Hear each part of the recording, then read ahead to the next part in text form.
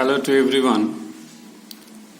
দশম শ্রেণীর চতুর্থ অধ্যায় তাপের ঘটনাসমূহ আমাদের আজকের আলোচ্য বিষয়। তো এই চ্যাপ্টার কয়েকটা অংশে বিভক্ত, যেরকম কঠিনের তাপীয় প্রসারণ, তরলের, গ্যাসের এবং তাপের পরিবহন।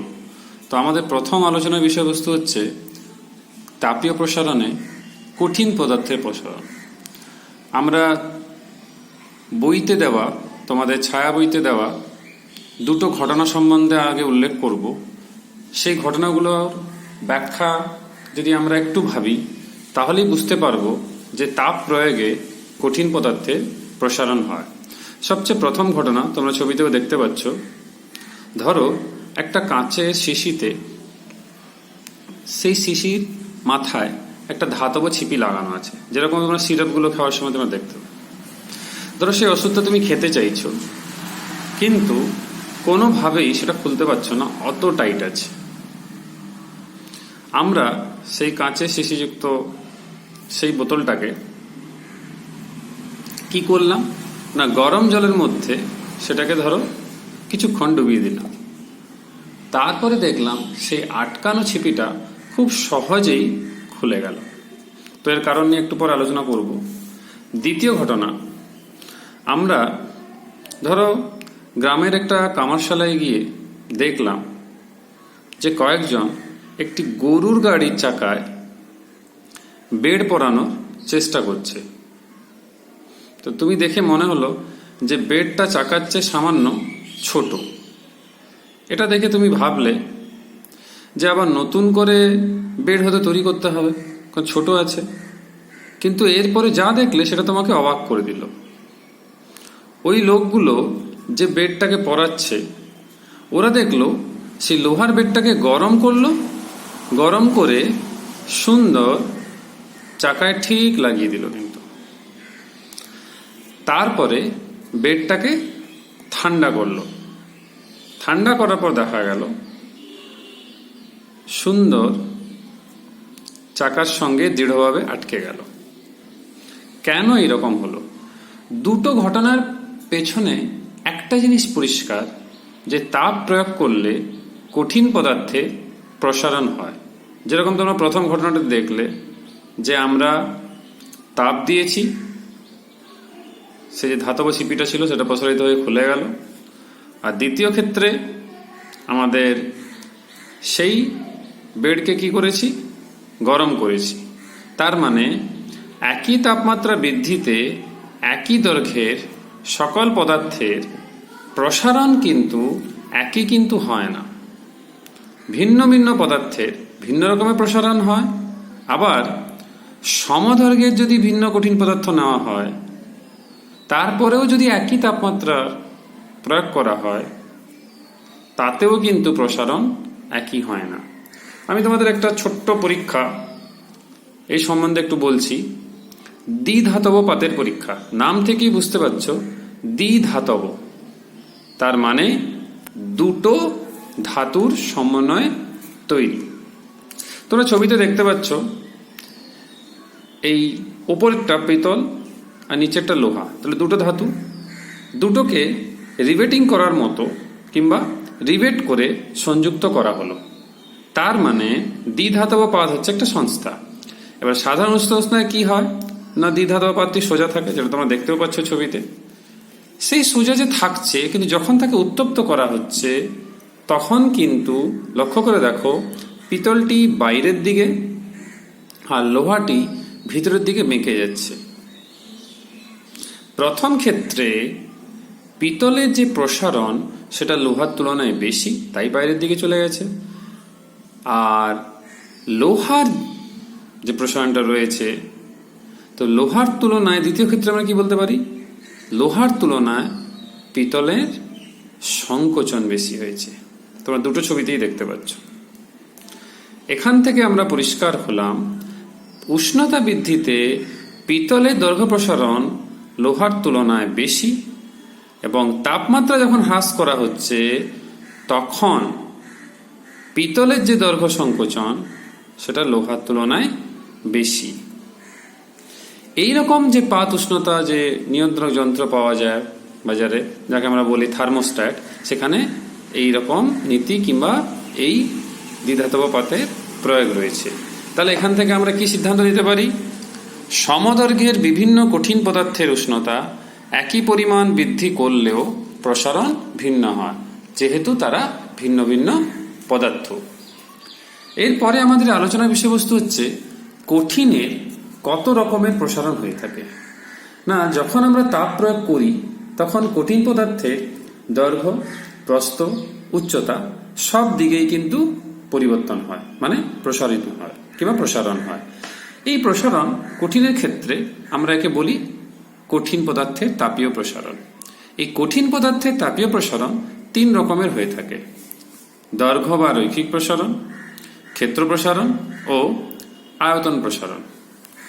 কোনো কঠিন পদার্থকে উত্তপ্ত করলে দৈর্ঘ্য বরাবর পদার্থটির যে প্রসারণ হয় তা হলো পদার্থটির দৈর্ঘ্য প্রসারণ, আর একইভাবে ক্ষেত্রফল বরাবর যে প্রসারণ হয় তাকে আমরা বলি ক্ষেত্র প্রসারণ, এবং আয়তন বরাবর যে প্রসারণটা হয় তাকে আমরা বলি আয়তন প্রসারণ। এইবারে তাহলে 3 রকমের যে প্রসারণ হচ্ছে, তাহলে তাদের নিশ্চিত কোনো গুণাঙ্ক থাকবে যেটা দিয়ে আমরা আইডেন্টিফাই করতে পারবো কিংবা বুঝতে পারবো।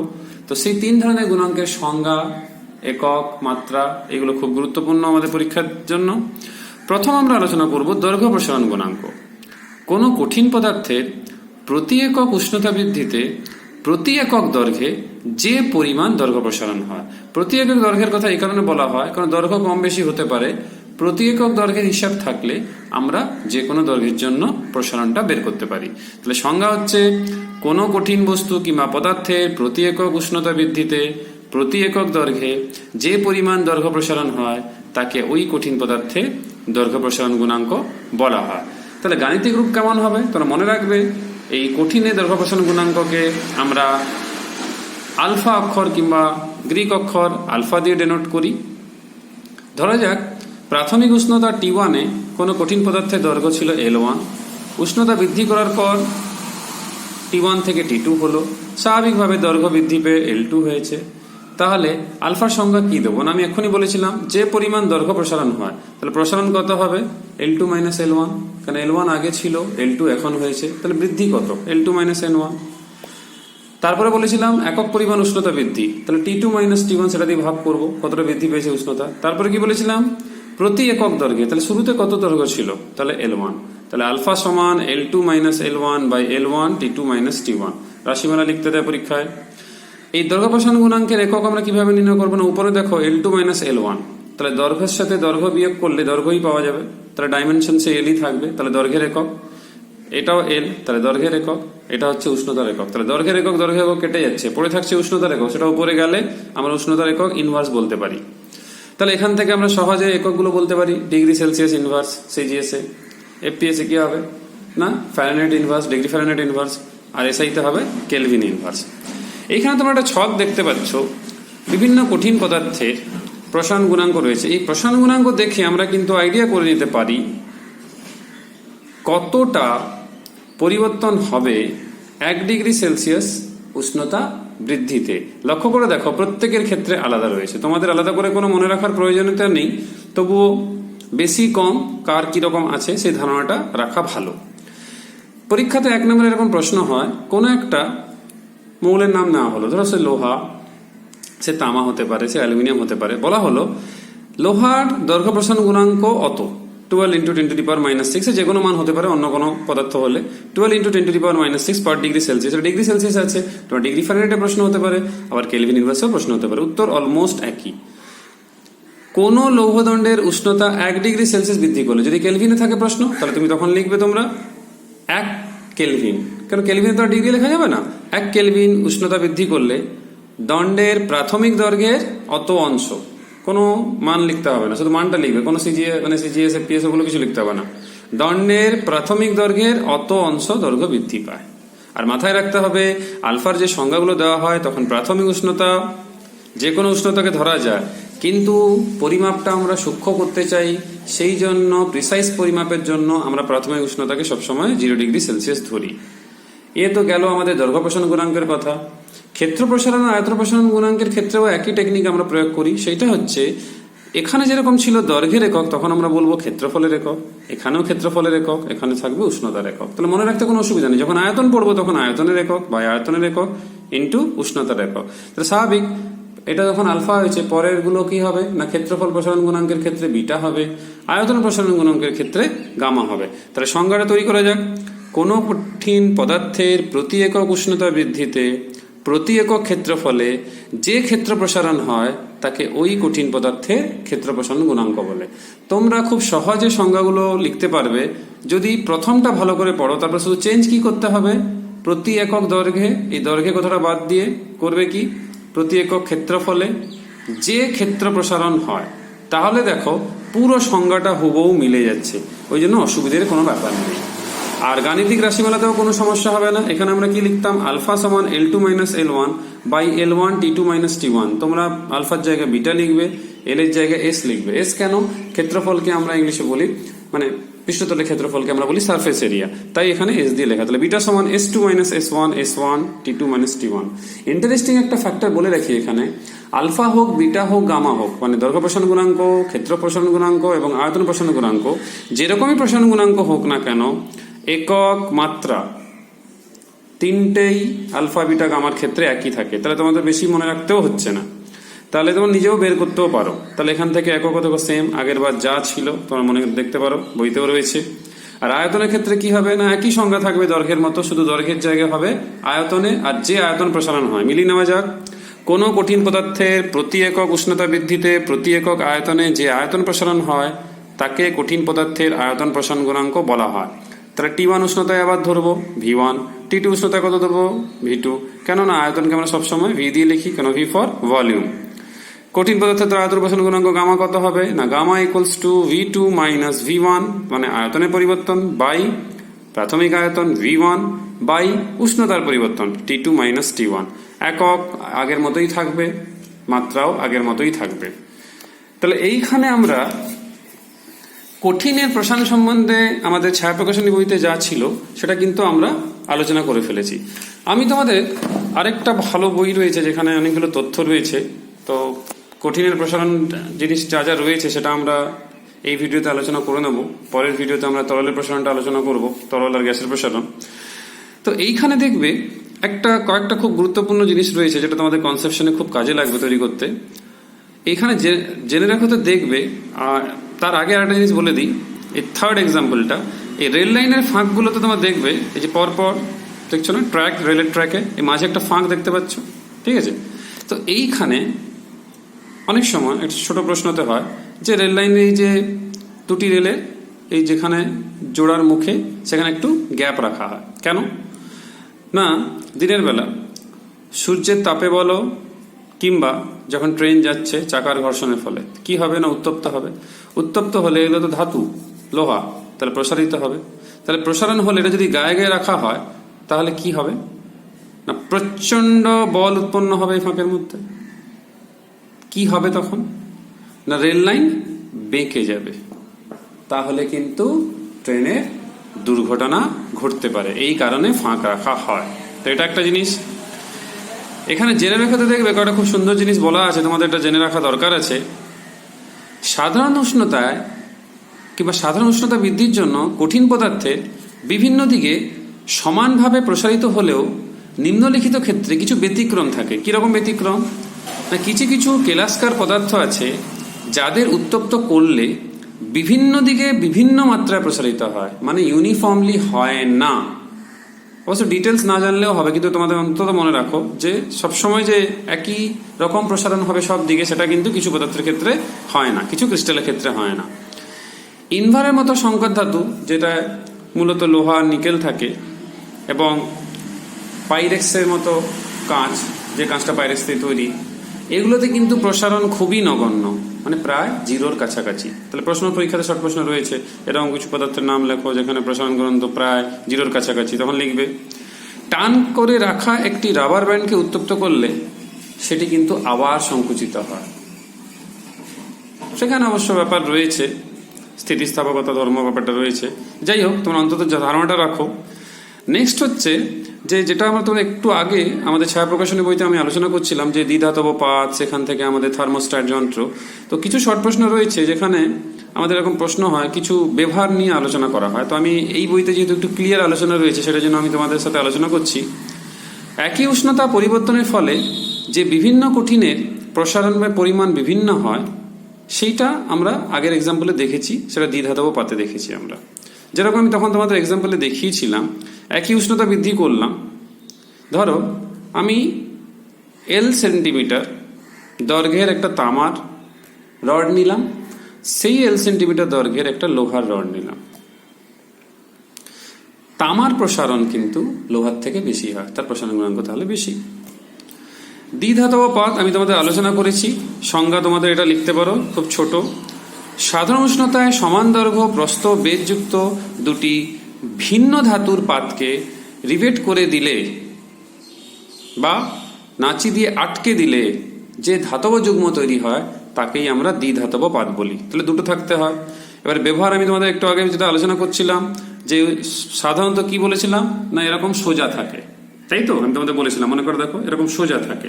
উষ্ণতা বাড়ালে বা কমালে, যেটা দেখেছিলাম বাড়ালে আর কমালে, তাই তো? দুটি ধাতুর প্রসারণ গুণাঙ্ক ভিন্ন ভিন্ন হওয়ার জন্য প্রসারণ ও সংকোচন জন্য পাতটি বেঁকে যাচ্ছে, সে এভাবে হোক কি এভাবে হোক। এই ধর্মকে কাজে লাগিয়ে আমরা বিভিন্ন কাজে ব্যবহার করে থাকি। কি না, একটা এক্সাম্পল তোমাদের একটু আগেই দিয়েছিলাম আমি, সেটা হচ্ছে থার্মোস্ট্যাট। থার্মোস্ট্যাট মানে কিছুই নয়, টেম্পারেচার কন্ট্রোলার ইনস্ট্রুমেন্ট, মানে উষ্ণতা নিয়ন্ত্রক যন্ত্র। ঘর কিংবা কোনো আবদ্ধ স্থানের উষ্ণতা স্থির রাখার জন্য একটা দ্বিধাতব পাতকে আমরা অটোমেটিক সুইচ কিংবা স্বয়ংক্রিয় সুইচের মতো ব্যবহার করা যায়, একেই বলা হয় থার্মোস্ট্যাট। তাহলে উষ্ণতা বৃদ্ধি করলে দ্বিধাতব পাত কি হবে, একটা নির্দিষ্ট উষ্ণতা গিয়ে বেঁকে যাবে, তখন তড়িৎ বর্তনী বিচ্ছিন্ন করবে। যেরকম ধরো সুইচ অফ করে লাইট কিংবা ফ্যান কিংবা টিভি অফ করো, ঠিক ওই রকমই সে বেঁকে গেল, কানেকশন আউট হয়ে গেল, মানে কানেকশন বিচ্ছিন্ন করে গেল। আবার যখন উষ্ণতা কমে গেল, সে আবার পর ধীরে ধীরে ধীরে ধীরে কি হবে না, সোজা হওয়ার চেষ্টা করবে, মানে উল্টো দিকে। তার মানে কি, সে আবার সোজা হয় বর্তনীকে সংযুক্তি করবে। খুব ভালো এক্সাম্পল আমি তোমাদের দিতে পারি, আমাদের বৈদ্যুতিক চুল্লি কিংবা ঘরে যে আমরা বৈদ্যুতিক ইস্ত্রি ব্যবহার করি, কিংবা ঘর গরম রাখার জন্য যে বিভিন্ন যন্ত্রগুলো, তার ক্ষেত্রেও কিন্তু এই থার্মোস্ট্যাটের নীতি কিংবা থার্মোস্ট্যাট ব্যবহার করা হয়। আর একটা ভালো প্রয়োগ রয়েছে বাস্তব জীবনে, সেটা হচ্ছে অগ্নিসংকেত যন্ত্র। কি ব্যাপার না, ধরো কোনো কারণে আগুন লেগে গেছে আর স্বাভাবিক অবস্থা যখন লাগেনি, তাহলে স্বাভাবিক অবস্থায় কি হবে, পাতটা এরকম সোজা থাকবে।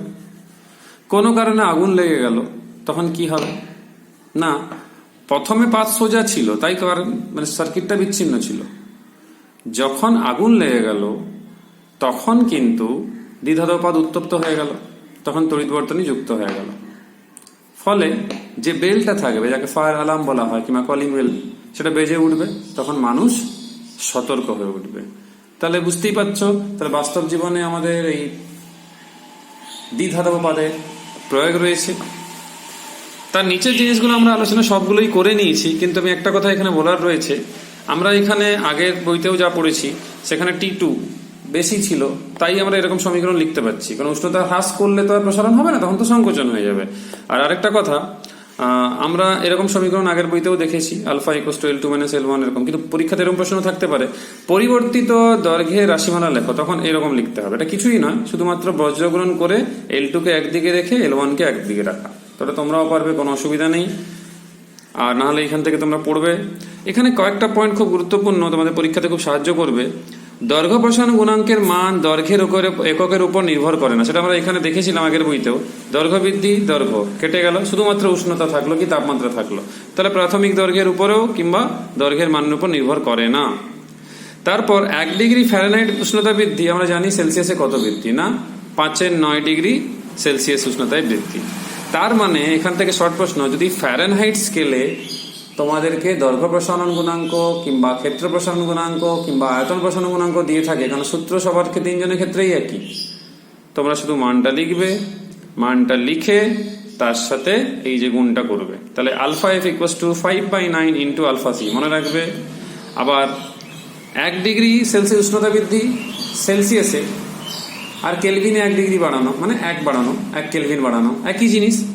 এই জন্য আলফার মান সেলসিয়াসে যত হবে কেলভিন স্কেলেও তত হবে। খুবই গুরুত্বপূর্ণ ব্যাপার, সবাইকে মনে রাখতে হবে।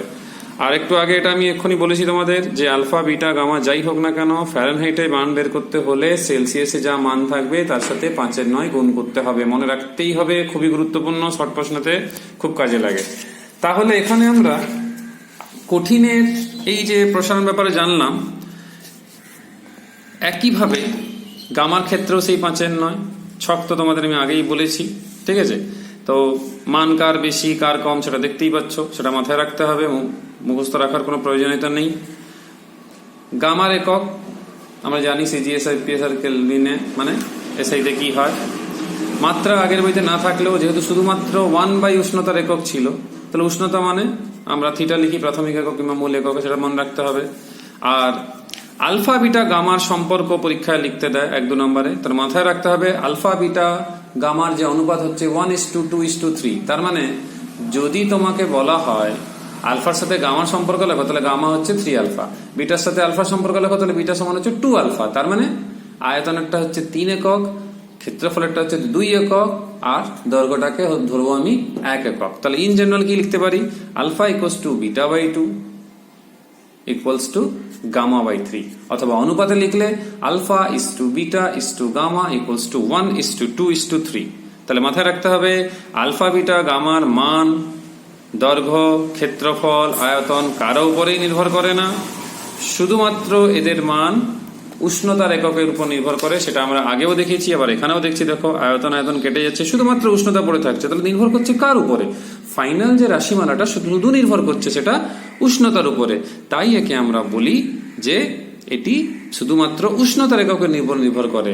নাম হতে পারে দৈর্ঘ্য প্রসারণ গুণাঙ্ক, কি ক্ষেত্র প্রসারণ গুণাঙ্ক, কি আয়তন প্রসারণ গুণাঙ্ক, কিন্তু এদের মান আয়তনের উপরে কি ক্ষেত্রফলের উপরে কি দৈর্ঘ্যের উপরে নির্ভর করে না। তাহলে তোমরা এই আশা করি এই যে কঠিন পদার্থের প্রসারণ সম্বন্ধে তোমাদের ডাউটগুলো ক্লিয়ার হয়েছে আর বুঝতে পেরেছো। তাহলে এটা কমপ্লিট করবে। আমরা পরের ভিডিওতে তরলের তাপীয় প্রসারণ এবং গ্যাসের তাপীয় প্রসারণ নিয়ে আলোচনা করব। Till then, by.